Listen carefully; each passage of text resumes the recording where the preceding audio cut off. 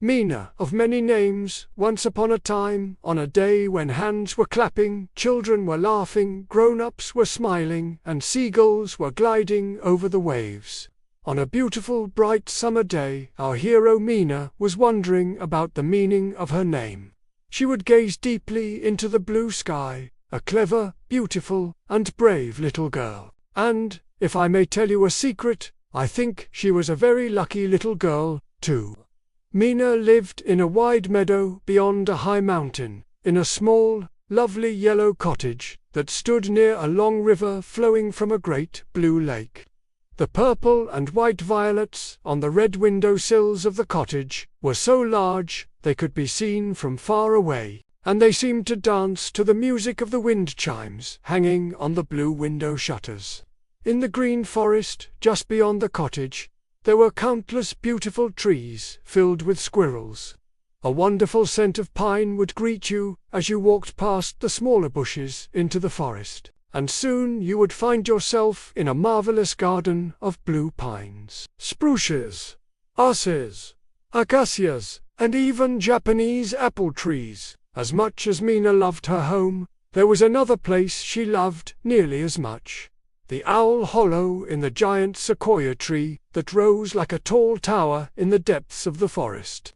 But this owl and its hollow were very different and very special. Firstly, because this was an ancient sequoia tree, it was enormous, with a vast, wide trunk. It was so big, in fact, that it could have easily carried 100 cottages like Mina's on its branches, as if they were mere ornaments or apples. It would take a full 100 elephants, holding trunks to tails, to make a circle around its base. And of course, with a tree so large, the hollow was bigger than Mina's own room. For this reason, Mina often visited her dear friend, Lady Sage, the owl. She could sit comfortably in the hollow, and even play hopscotch or hide-and-seek with her other friends who came to visit. But, even so, her favorite thing to do in this special place was to explore Lady Sage's shelves, which were overflowing with books.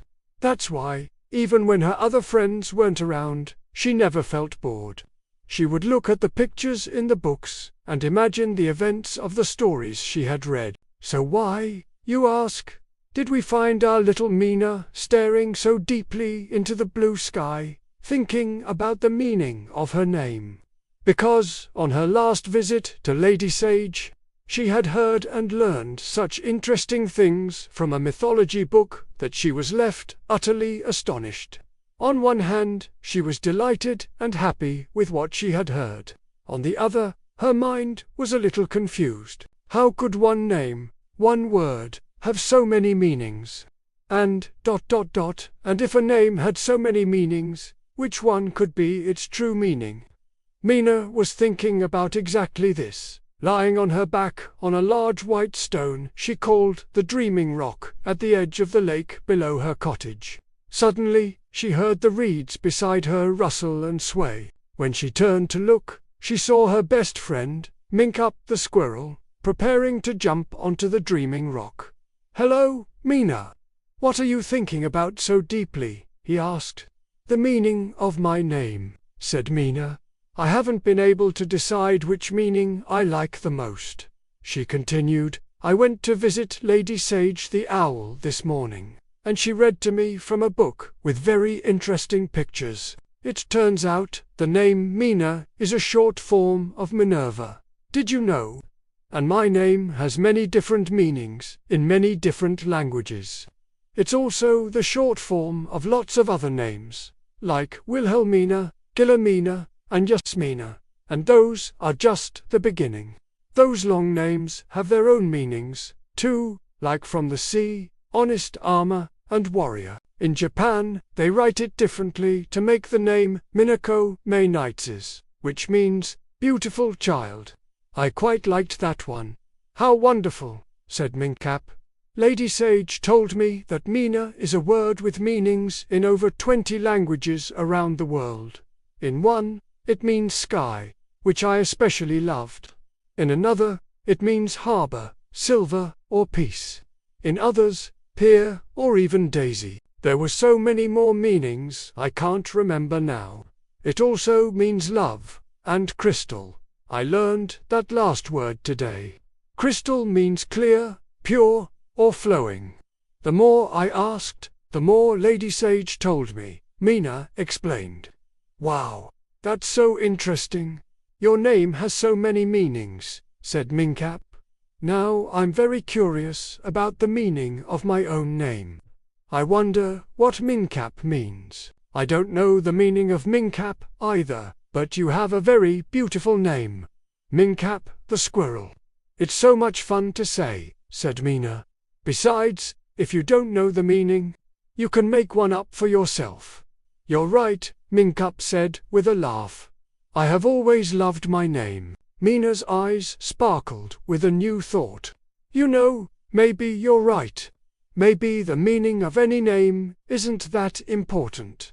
What's important is who we want to be, what we think and feel about ourselves. With these words, Mina leaped to her feet.